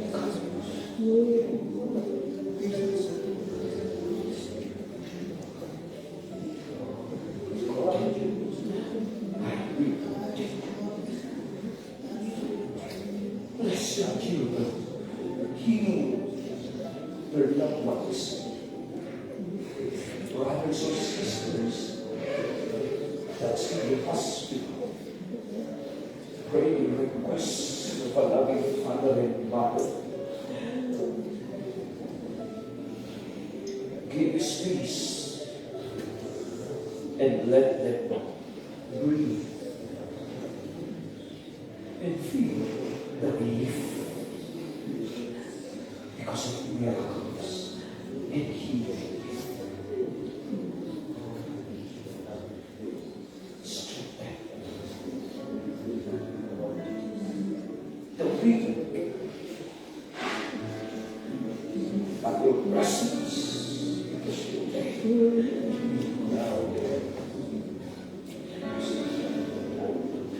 To those that in need of Father,